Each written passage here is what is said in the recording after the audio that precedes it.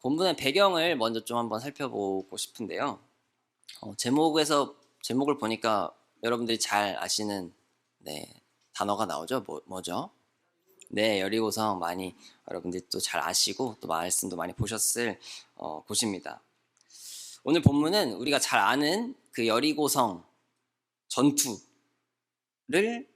하기 전 이야기입니다. 모세가 죽은 후에 여호수아가 이제 모세를 뒤이어서 이스라엘의 이제 지도자가 되었습니다. 하나님은 이스라엘 백성에게 가나안이라는 땅을 주시기로 약속하셨습니다.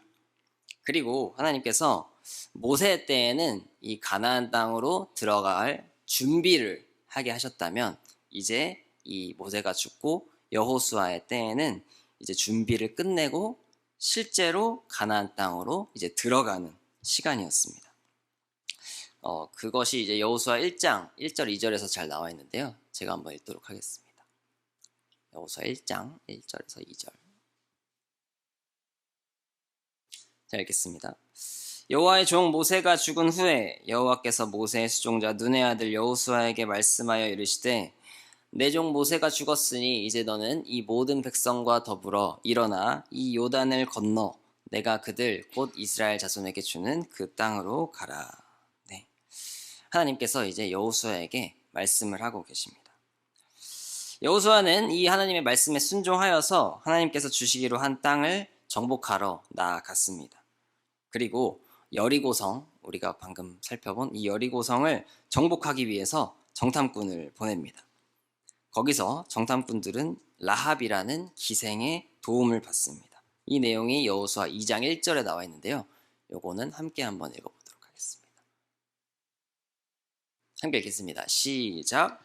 눈의 아들 여호수아가 시딤에서 두 사람을 정탐꾼으로 보내며 이르되 가서 그 땅과 여리고를 엿보라 하매 그들이 가서 라합이라 하는 기생의 집에 들어가 거기서 유숙하더니 네, 이렇게 라합이라는 기생의 집에 들어가서 유숙하다가 이제 라합과 이 정탐꾼들은 서로 돕기를 약속했습니다.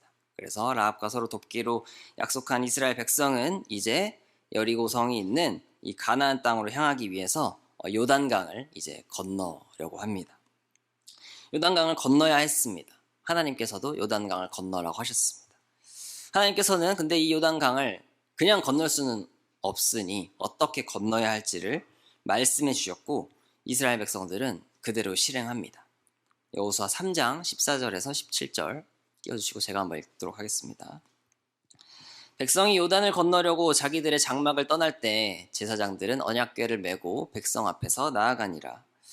요단이 곡식 거두는 시기에는 항상 언덕에 넘치더라.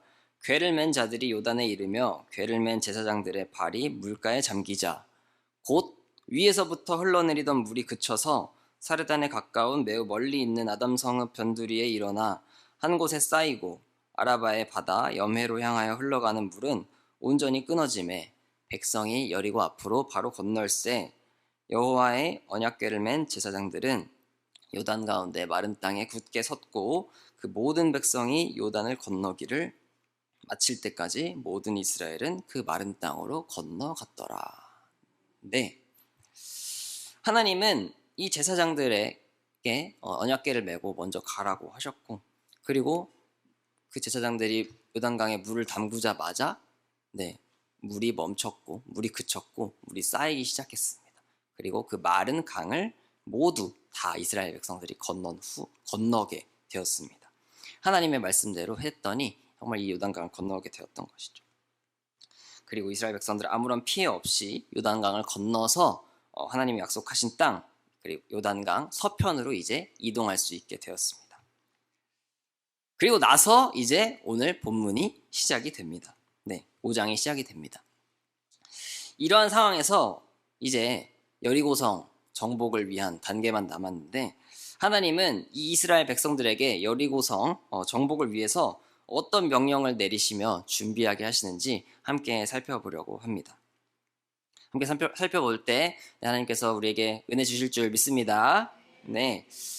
여리고성을 정복하기 전 하나님의 준비하심 첫 번째는 바로 이스라엘 백성들에게 할례를 받게 하신 것이었습니다.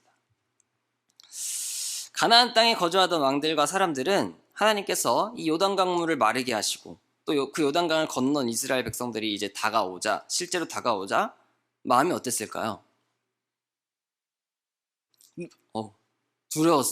어떻게 아셨죠? 네. 두려워했습니다. 네. 두려워했습니다. 5장 1절입니다. 한번 띄워주시고요. 요단 서쪽의 아모리 사람의 모든 왕들과 해변의 가나안 사람의 모든 왕들이 여호와께서 요단물을 이스라엘 자손들 앞에서 말리시고 우리를 건너게 하셨음을 듣고 마음이 녹았고 이스라엘 자손들 때문에 정신을 잃었더라. 네. 성경은 이 가나안 사람들이 어떠했다고 말하고 있나요? 마음이 녹았고 정신을 잃었다고 합니다. 2장에서도 보면 하나님께서 홍해를 건너게 하시고 또 아모리 사람의 두 왕, 이 시온과 옥을 물리쳤다는 소식을 들었을 때도 간담이 높고 정신을 잃었다고 했는데 이제 그들이 요단강을 건너가지고 자신들이 살고 있는 바로 코앞까지 다가왔으니까 네, 이제 더욱 두려움이 커졌을 것입니다. 저희가 이스라엘입니다. 적이 이제 두려워 떨고 있습니다. 사기가 그래서 저하돼 있습니다. 그럼 어떻게 해야 될까요? 네, 이때다 하고 이렇게 폭력적이신 것 같은데 이렇게 막 쳐야죠. 공격을 해야겠죠. 왜냐하면 이제 두려워 떨고 있으니까요. 그런데 하나님은 여호수아에게 이해할 수 없는 명령을 내리십니다. 2절인데요. 우리 2절 띄워주시고 함께 한번 읽어보도록 하겠습니다. 2절입니다. 함께 읽겠습니다. 시작. 그때 여호와께서 여호수아에게 이르시되 너는 부싯돌로 칼을 만들어 이스라엘 자손들에게 다시 할례를 행하라 행하라 하시매. 하시매. 네. 할례는 모두 잘 알고 계신 것처럼 이 남성의 성기의 포피를 잘라내는 일입니다. 할례를 받으면 어떻게 될까요? 왜 남자분들이 대답하지 않으시죠? 자매분들이 대답을 하시죠? 할례 받아보셨나요? 네. 어떻게 하시는 거지? 아들, 네. 그죠? 정말 아파하죠. 네. 빨리 넘어가야 되는데. 네. 아프죠. 할례를 받으면 아픕니다. 아프죠. 왜요? 생사를 그냥 이렇게 잘라내는 것이기 때문에 굉장히 아픕니다. 그런데 이 남성들, 즉 전투를 해야 하는 이 군사들이 할례를 받게 되면 어떻게 될까요? 네. 상처가 이제 낫는 이 며칠 동안은 제대로 걷지도 못하겠죠. 막 어기적 걷고 있겠죠. 즉 전투를 할 수 있다 없다? 네, 전투 불능 상태가 됩니다. 언제든지 싸워야 하는데 싸울 수가 없는 것이죠. 오히려 가나안 군대가 그걸 알고 오면은 이제 역으로 전멸할 수 있는 그런 상황이었습니다. 그런데 하나님은 왜 이런 이해할 수 없는 명령을 내리신 걸까요? 4절과 5절인데요. 제가 한번 읽도록 하겠습니다. 여호수아가 할례를 시행한 까닭은 이것이니 애굽에서 나온 모든 백성 중 남자 곧 모든 군사는 애굽에서 나온 후 광야길에서 죽었는데 그 나온 백성은 다 할례를 받았으나 다만 애굽에서 나온 후 광야길에서 난 자는 할례를 받지 못하였음이라. 네. 쉽게 말하면 무엇입니까? 지금 있는 남자들은 할례 받은 사람들이 아니기 때문에 할례를 받게 하셨다는 것입니다. 그럼 할례가 무슨 의미이기에 하나님이 이러한 중요한 순간을 앞두었음에도 불구하고 할례를 먼저 받게 하신 것일까요? 그것은 바로 할례가 하나님의 언약의 표징이었기 때문입니다. 창세기 17장에는 할례에 대해서 이렇게 기록하고 있습니다.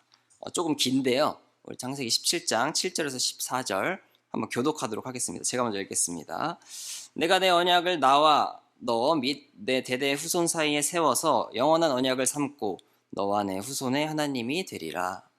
내가 너와 내 후손에게 내가 거류하는 이 땅 곧 가나안 온 땅을 주어 영원한 기업이 되게 하고 나는 그들의 하나님이 되리라. 하나님이 또 아브라함에게 이르시되 그런즉 너는 내 언약을 지키고 내 후손도 대대로 지키라. 너희 중 남자는 다 할례를 받으라. 이것이 나와 너희와 너희 후손 사이에 지킬 내 언약이니라. 너희는 포피를 베어라. 이것이 나와 너희 사이의 언약의 표징이니라. 너희의 대대로 모든 남자는 집에서 난 자나 또는 너희 자손이 아니라 이방 사람에게서 돈으로 산 자를 막론하고 난 지 8일 만에 할례를 받을 것이라.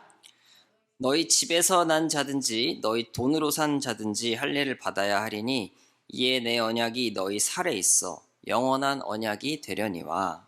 할례를 받지 아니한 남자 곧 그 포피를 베지 아니한 자는 백성 중에서 끊어지리니 그가 내 언약을 배반하였음이니라. 네.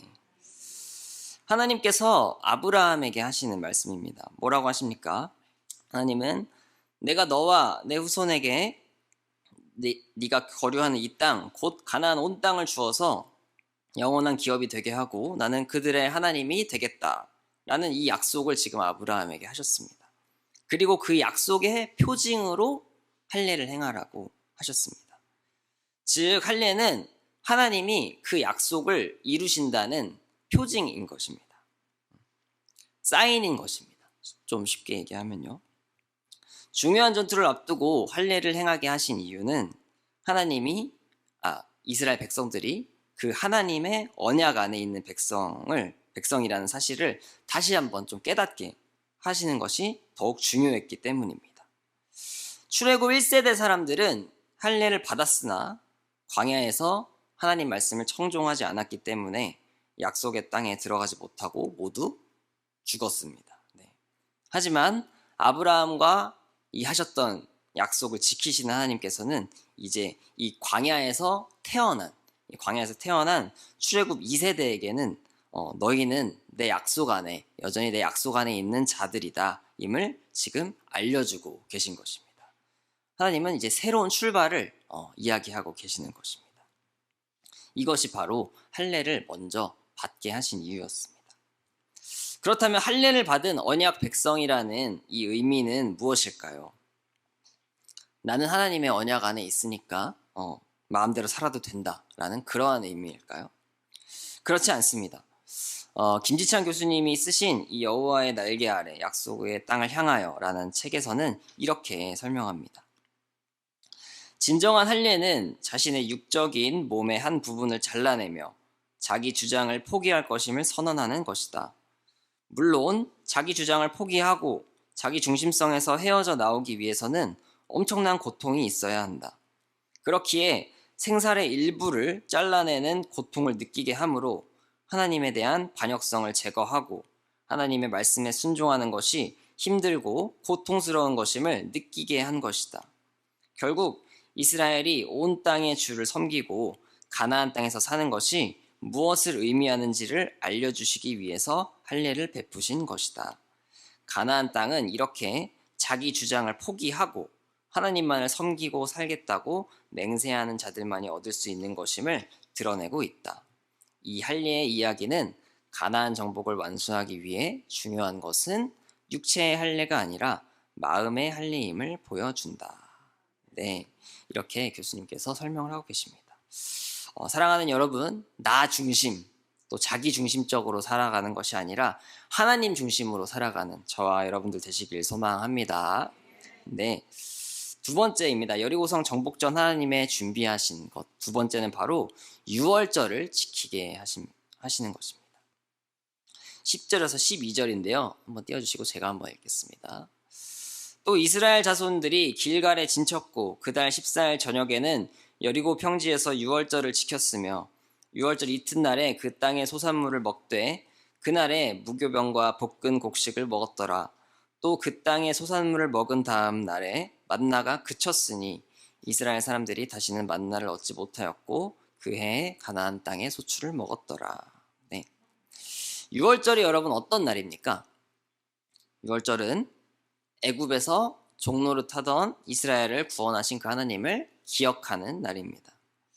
하나님께서는 여리고성 정복 전에 싸움의 방법을 알려주시는 것이 아니라 구원의 주체가 누구인지 다시 한번 알려주고 계시는 것입니다. 다시 한번 상기시켜주고 계시는 것입니다. 구원의 주체는 누구입니까? 바로 하나님이십니다.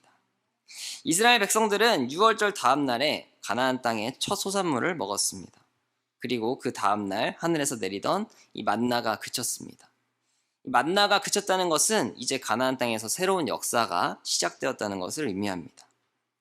새로운 역사가 시작되었지만 여전히 유월절을 지키게 하심으로 구원의 주체는 누구라는 것입니까? 하나님이시라는 것입니다. 또 만나는 그쳤지만 그 양식을 위해서 여전히 의지해야 하는 분은 누구라는 것입니까? 하나님이시라는 것입니다. 사랑하는 여러분, 구원은 하나님께 있음을 기억하시는 저와 여러분들 되시길 소망합니다. 네, 세 번째입니다. 여리고성 정복전 세 번째 하나님께서 준비하게 하신 것은 바로 신을 벗으라 하시는 것입니다. 13절에서 15절인데요. 우리 한번 함께 읽어보도록 하겠습니다. 함께 읽겠습니다. 시작. 여호수아가 여리고에 가까이 이르렀을 때 눈을 들어 본즉 한 사람이 칼을 빼어 손에 들고 마주 서 있는지라. 여호수아가 나아가서 그에게 묻되 너는 우리를 위하느냐 우리의 적들을 위하느냐 하니 그가 이르되 아니라 나는 여호와의 군대 대장으로 지금 왔느니라 하는지라. 여호수아가 얼굴을 땅에 대고 엎드려 절하고 그에게 이르되 내 주여 종에게 무슨 말씀을 하려 하시나이까. 여호와의 군대 대장이 여호수아에게 이르되 내 발에서 신을 벗으라. 내가 선 곳은 거룩하니라 하니 여호수아가 그대로 행하니라. 네. 할례를 행하고 그리고 유월절을 지키고 여호수아가 이끄는 이스라엘 백성들은 이제 여리고에 가까워졌습니다. 그런데 어떤 한 사람이 칼을 들고 서 있는 것이죠. 그래서 여호수아가 물었습니다. 당신은 누구 편입니까? 그런데 그 사람의 대답이 조금은 동문서답 같습니다. 당신은 우리 편입니까? 아니면 다른 편입니까? 그랬더니 아니다. 나는 여호와의 군대 대장으로 지금 왔느니라. 여호와 하나님의 군대 대장이라고 하니까 여호수아는 엎드렸습니다. 그리고 무슨 말씀을 그럼 지금 하려고 하십니까? 라고 물었습니다. 그랬더니 그 여호와의 군대 대장이라는 자가 이렇게 말했습니다. 내 발에서 신을 벗으라. 내가 선 곳은 거룩하니라. 이 말씀은 어디서 많이 본 것 같은 익숙한 말씀입니다. 어디서 나왔던 말씀인가요? 네, 출애굽기에서 하나님이 모세를 부르셨을 때 하셨던 말씀과 거의 동일한 말씀입니다. 즉 출애굽을 이루신 그 하나님께서 여리고성의 정복도 이루실 것임을 알 수 있는 것입니다. 여호와의 군대 대장은 내가 선 곳이 거룩하니 신을 벗으라고 합니다. 왜 이 땅이 거룩할까요? 종교개혁을 이룬 존 칼빈은 이것을 하나님이 계신 곳이기에, 하나님이 임재하는 곳이기에 거룩하게 구별된다고 말합니다. 하나님이 계시기에 거룩한 것이죠. 군대 대장은 하나님이 계시는 이 거룩한 땅에서 신을 벗으라고 합니다. 고대 근동에서 신을 벗는다는 이 행동은 존경, 또 겸손, 그리고 복종을 의미했습니다. 여호수아는 여호와의 군대 대장에게 당신은 우리 편이 맞습니까? 하고 물었습니다. 그러나 하나님은 지금 무엇을 말하고 계십니까? 군대 대장을 통해서 신을 벗으라고 하시면서 내가 너의 편임을 들으려고 하기보다 네가 나의 편임을 알고 복종해라. 이렇게 말씀하고 계시는 것입니다. 신을 벗는다는 것은 나의 주권을 내려놓고 하나님께 주권이 있음을 고백하는 것입니다. 이것이 하나님이 요구하시는 거룩이고 구별됨입니다. 여호와의 군대로 나아가려면 거룩해야 하는 것입니다. 사랑하는 여러분, 전쟁은 나에게 속한 것이 아니라 하나님께 속한 것인 줄 믿으시길 소망합니다. 거룩한 땅에서 신을 벗으며 하나님께 주권을 드리는 여호와의 군대가 되시길 소망합니다. 사랑하는 여러분, 여리고성 이 전투를 앞두고 하나님께서 이스라엘 백성들에게 요구하시고 또 준비시키셨던 것들을 살펴보았습니다. 우리의 삶에도 이 여리고성과 같은 문제들이 있습니다. 우리가 정복해야 하고 또 해결해야 하는 문제들입니다. 재정의 어려움, 또 빚, 깨어진 관계, 또는 절망적인 결혼 생활, 불임의 문제, 또 자녀의 문제, 또 또 진로의 문제, 또 직장에서의 괴로움, 직장 상사와의 갈등, 무너진 건강, 또 무너진 신앙, 그리고 반복해서 짓는 나의 죄, 그리고 변하지 않는 나의 모습, 또 이단에 빠진 나의 가족 등 내 삶의 여리고성들이 우리 앞에 놓여 있습니다. 그리고 우리 청년부에게는 내일 있을 국내 선교가 여리고성과 같습니다. 말씀은 여러분 삶을 비추는 거울입니다. 믿으십니까? 말씀을 통해서 우리의 삶을 돌아보고 말씀대로 나의 삶을 교정하는 우리가 되기를 소망합니다. 삶의 여리고성을 마주할 때 오늘 제목인데요. 먼저 해야 할 것은 무엇입니까? 말씀을 통해서 우리가 알 수 있는 삶의 여리고성을 마주할 때 먼저 해야 할 것 첫 번째는 바로 마음의 할례를 받아야 한다는 것입니다. 신명기에 육체의 할례가 아니라 마음의 할례가 무엇인지 잘 나타나 있습니다. 신명기 10장 12절에서 16절 말씀입니다. 이거 함께 한번 읽어보도록 하겠습니다. 함께 읽겠습니다. 시작. 이스라엘아, 내 하나님 여호와께서 내게 요구하시는 것이 무엇이냐? 곧 내 하나님 여호와를 경외하며 그의 모든 도를 행하고 그를 사랑하며 마음을 다하고 뜻을 다하여 내 하나님 여호와를 섬기고 내가 오늘 내 행복을 위하여 내게 명하는 여호와의 명령과 규례를 지킬 것이 아니냐. 하늘과 모든 하늘의 하늘과 땅과 그 위의 만물은 본래 내 하나님 여호와께 속한 것이로되 여호와께서 오직 내 조상들을 기뻐하시고 그들을 사랑하사 그들의 후손인 너희를 만민 중에서 택하셨으니 오늘과 같으니라. 그러므로 너희는 마음의 할례를 행하고 다시는 목을 곧게 하지 말라. 아멘. 아멘. 하나님께서 요구하시는 것이 무엇입니까? 하나님을 12절에 보면 하나님을 경외하고 또 하나님의 모든 도를 행하고 하나님을 사랑하여 마음을 다하고 뜻을 다하여 섬기고 하나님의 명령과 규례를 지키는 것입니다. 그런데 하나님은 이것을 자신을 위해 우리에게 요구하시는 것이 아닙니다. 이것은 말씀에 뭐라고 나와 있나요? 우리의 행복을 위한 것입니다. 하나님은 우리를 기뻐하시고 우리를 사랑하셔서 우리를 택하셨습니다. 그래서 16절은 이렇게 말합니다. 그러므로 하나님께서 이렇게 우리를 사랑하심으로 너희는 마음의 할례를 행하고, 이 뜻은 죄로 굳어진 마음을 잘라내고 하나님의 말씀을 듣지 않는 그 굳은 마음을 잘라내고 또한 목을 곧게 하지 말아라. 바로와 같이 우리가 출애굽기 살펴볼 때 봤던 그 바로와 같이 완악하게 계속해서 하나님께서는 계속해서 말씀하시는데 계속해서 그 말씀을 듣지 않고 했던 그 바로와 같은 완악하게 하나님 명령에 불순종하지 말고 목을 곧게 하지 말고 위로 하나님을 바라보며 하늘에 계신 하나님을 바라보아라 라는 것입니다. 삶의 여리고성을 마주하신 여러분들 있으시다면 마음의 할례를 먼저 받으심으로 내 안에 죄로 굳어진 마음을 먼저 잘라내심으로 나아가시는 저와 여러분들 되시길 소망합니다. 두 번째입니다. 삶의 여리고성을 마주할 때 해야 할 두 번째는 바로 하나님을 예배해야 합니다. 하나님은 유월절을 지키게 하셨습니다. 유월절을 지키는 것이 어떤 의미인지 첫 유월절에 대한 성경 구절에 잘 나와 있습니다. 출애굽기 12장 25절에서 27절 말씀인데요. 제가 한번 읽겠습니다. 너희는 여호와께서 허락하신 대로 너희에게 주시는 땅에 이를 때 이 예식을 지킬 것이라. 이후에 너희의 자녀가 묻기를 이 예식이 무슨 뜻이냐 하거든 너희는 이르기를 이는 여호와의 유월절 제사라. 여호와께서 애굽 사람에게 재앙을 내리실 때에 애굽에 있는 이스라엘 자손의 집을 넘으사 우리의 집을 구원하셨느니라 하라 하매 백성이 머리 숙여 경배하니라. 모세가 지금 이스라엘 백성들에게 유월절을 어떻게 지키는지에 대해서 설명하고 있습니다. 문에 어린 양의 피를 바르는 이 유월절 예식을 치를 때 이후에 아무것도 모르는 자녀들이 이게 지금 뭐 하는 거예요?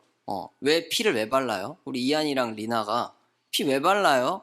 뭐예요? 할 때 뭐라고 하는 것이죠? 네, 부모님 뭐라고 하시는 것이죠? 이건 여호와의 유월절 제사야. 하나님께서 어린 양의 피가 발려진 집은 넘어가시고 우리를 구원하셨어. 라고 대답해 주라는 것입니다. 이 유월절 제사를 통해, 이 부모의 알려줌을 통해, 교육을 통해 자녀들은 어떻게 됩니까? 유월절 예식을 치를 때마다 하나님이 구원자이심을 기억하게 되는 것입니다. 사랑하는 여러분, 이것이 바로 예배인 것입니다. 예배는 무엇입니까? 나를 창조하시고 나를 구원하신 그 하나님을 기억하는 것입니다. 예배는 다른 것이 아니라 하나님을 기억하는 것입니다. 하나님께서 나를 구원하셨음을, 구원하신 하나님이 계심을, 나와 약속하신 그 하나님이 계심을 기억하는 것입니다. 여리고성을 마주하고 있을 때 먼저 해야 할 것은 하나님을 예배함으로써 구원자 되시는 하나님을 기억하는 것입니다. 사랑하는 여러분, 결국 이것들을 정리하면 무엇입니까? 우리는 정결하고 또 거룩해야 한다는 것입니다. 하나님은 지금 다른 싸움의 방법을 이야기하시기 전에 하시지 않고 정결과 거룩을 먼저 이야기하고 계신다는 것입니다. 여리고성에 들어가기 전 내 삶에 또 여리고성을 마주할 때 하나님께서 우리에게 먼저 말씀하시는 것은 그 문제를 해결할 능력과 힘과 지혜가 아니고 나의 정결과 거룩인 것입니다. 그 여리고성과 구별되는, 하나님께 속해 있어서 정결하고 또 구별되는 그 거룩함이 우리에게 먼저 필요하다고 지금 말씀하고 계시는 것입니다. 그렇다면 정결하기 위해서 또 거룩하기 위해서 우리는 어떻게 해야 합니까? 나를 정결하게 하시는 분, 나를 거룩하게 하시는 분께 나아가야 합니다. 그분이 누구십니까? 바로 예수 그리스도이십니다. 그리스도께서 죄인인 우리를 위해 대신 피 흘리심으로 우리의 죄값을 대신 치르셨습니다. 믿으십니까? 그리스도께서 죄인인 우리를 위해 죽고 다시 부활하심으로 우리는 죄인이 아니라 의롭다함을 받았습니다. 에베소서 1장 7절 말씀 한번 띄워주시고 제가 한번 읽도록 하겠습니다. 우리는 그리스도 안에서 그의 은혜의 풍성함을 따라 그의 피로 말미암아 속량 곧 죄사함을 받았느니라. 아멘. 또 로마서 4장 25절입니다. 예수는 우리가 범죄한 것 때문에 내줌이 되고 또한 우리를 의롭다 하시기 위하여 살아나셨느니라. 아멘. 사랑하는 성도 여러분, 죄인인 우리는 오직 예수 그리스도로 인하여 정결케 되고 거룩한 자들이 되었습니다. 믿으십니까? 삶의 여리고성 앞에서 우리가 먼저 해야 할 것은 그래서 예수님 앞으로 나아가는 것입니다. 삶의 여리고성 앞에서 나를 정결케 하시고 나를 거룩하게 하시는 그 예수 그리스도께 먼저 나아가시고 또 달려가셔서 의지하시는 저와 모든 성도님들 되시길 간절히 소망합니다. 말씀을 맺으려고 합니다. 사랑하는 성도 여러분, 어떤 여리고성을 마주하고 계십니까? 무엇 때문에 마음이 어려우십니까? 또 무엇 때문에 고민이고 마음이 힘들고 두렵고 불안하십니까? 삶의 여리고성이 없으신 분들은 아마 없다고 생각합니다. 각 가정마다 또 개인마다 그러한 우리의 여리고성이 존재할 것입니다. 여리고성 앞에 선 그 여호수아와 이스라엘 백성들에게 하나님은 세상의 방법을 명령하지 않으셨습니다. 곧 전투가 벌어질 상황에서 할례를 받으라고 말하시고 유월절을 지키라 하시고 내 발에서 신을 벗으라고 하셨습니다. 여리고성을 정복하기 전 하나님은 싸움을 위한 방법들을 명령하시지 않고 정결과 거룩을 말씀하셨습니다. 사랑하는 성도 여러분, 삶에 특별히 여리고성을 마주하고 계신 여러분, 정결과 거룩으로 먼저 나아가시길 소망합니다. 그리고 그것은 우리를 정결케 하시고 거룩하게 하시는 예수 그리스도께 나아갈 때 가능한 것입니다. 답은 예수 그리스도입니다. 믿으십니까? 오직 예수 그리스도 붙들고 의지하며 정결과 거룩에 먼저 힘쓰는 저희 모두가 되기를 소망합니다. 마지막으로 우리 이 말씀 함께 읽고 함께 찬양하려 합니다. 여호수아 3장 5절 말씀 함께 한번 읽어보도록 하겠습니다. 함께 읽겠습니다. 시작. 여호수아가 또 백성에게 이르되 너희는 자신을 성결하게 하라. 여호와께서 내일 너희 가운데 기이한 일들을 행하시리라. 우리 한 번만 더 읽겠습니다. 시작. 여호수아가 또 백성에게 이르되 너희는 자신을 성결하게 하라. 여호와께서 내일 너희 가운데 기이한 일들을 행하시리라. 아멘. 네, 여러분 익숙한 말씀 아닙니까? 우리 작년 특세 때 함께 나누었던 말씀입니다. 기이한 일들 행하신다고 하나님께서 하셨습니다. 하지만 그 전에 무엇을 말씀하십니까? 너희는 자신을 성결하게 하라고 먼저 말씀하시는 것입니다. 사랑하는 여러분, 정결과 거룩으로 우리의 삶에 놓인 그 여리고성 앞에서 먼저 나아가실 때, 먼저 자신을 성결하게 하실 때 하나님께서 그 여리고성을 정말 기이하게 무너뜨리시는 것을 경험하는 저와 여러분들이 되시길 소망합니다.